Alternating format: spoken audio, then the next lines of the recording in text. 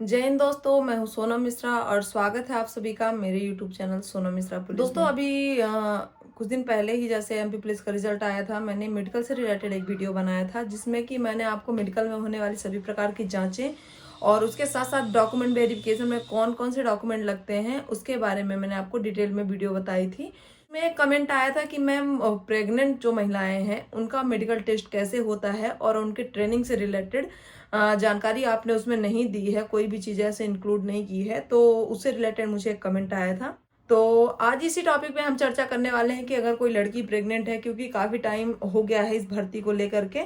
तो जो भी लड़कियां प्रेग्नेंट हैं तो उनका मेडिकल टेस्ट कैसे होगा और उनको ट्रेनिंग कब करवाई जाएगी या फिर उनको क्वालिफाई किया जाएगा या फिर मेडिकल में ही उनको डिस्क्वालीफाई कर दिया जाएगा, ये सारी चीजें इस वीडियो में आज हम डिटेल में डिस्कस करेंगे। दोस्तों, वीडियो में आगे बढ़े उससे पहले अगर अभी तक आपने हमारे चैनल को सब्सक्राइब नहीं किया है, चैनल को सब्सक्राइब कर लीजिएगा, वीडियो को लाइक कर दीजिएगा और बेल आइकन जरूर प्रेस कर लीजिएगा ताकि आपको हमारे चैनल में आने वाले सभी प्रकार के वीडियोस के नोटिफिकेशन मिलते रहें और जैसे ही मैं किसी नए टॉपिक पर वीडियो अपलोड करूं तो वो उसका नोटिफिकेशन आपके पास पहुंच जाए और आपको वो जानकारी मिल सके।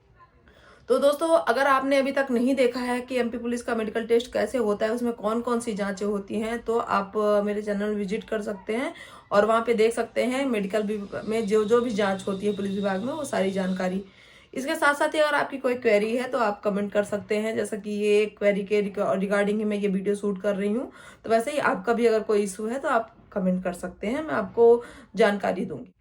तो दोस्तों, अगर हम बात करते हैं किसी लड़की के बारे में, तो इन केस अगर कोई लड़की प्रेग्नेंट है और वो मेडिकल पे आती है तो मेडिकल पे उसके सबसे पहले तो प्रेगनेंसी टेस्ट होगा। प्रेगनेंट टेस्ट पे क्लियर हो जाएगा कि वो लड़की प्रेग्नेंट है। दोस्तों, अगर कोई लड़की प्रेग्नेंट है और वो मेडिकल देने आती है तो उसकी ज्वाइनिंग तो हो जाएगी, मतलब उसका मेडिकल होगा, मेडिकल में उसको क्वालिफाई किया जाएगा। मेडिकल क्वालिफाई होने के बाद जो भी प्रोसेस मतलब एक नॉर्मल लड़की की होगी वैसे ही सेम प्रोसेस उस लड़की की भी होगी जो कि प्रेग्नेंट है।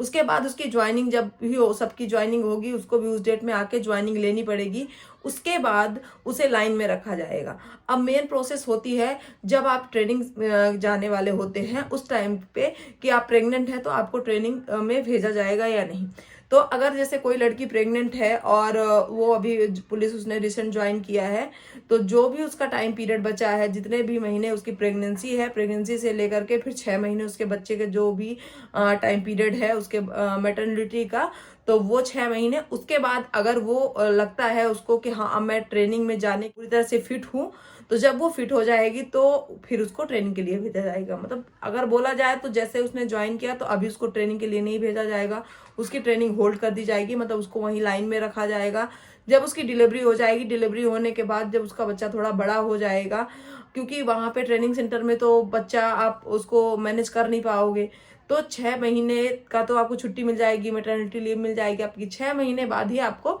फिर जब भी नेक्स्ट बैच जाएगा ट्रेनिंग का, जब भर्ती आएगी और फिर जब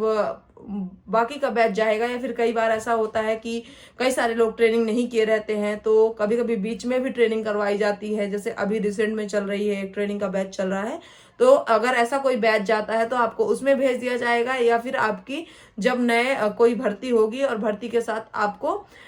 भेज दिया जाएगा जब वो लोग ट्रेनिंग में जाएंगे। तो आशा है कि आपकी जानकारी, जो भी डाउट था आपको कि उसकी भर्ती होगी या नहीं होगी, तो वो कंफर्म हो गया होगा। उसके साथ साथ ट्रेनिंग से रिलेटेड जो आपका डाउट था कि ट्रेनिंग जो है तो उसको भेजा जाएगा या कब उसकी ट्रेनिंग होगी, तो वो भी क्लियर हो गया होगा।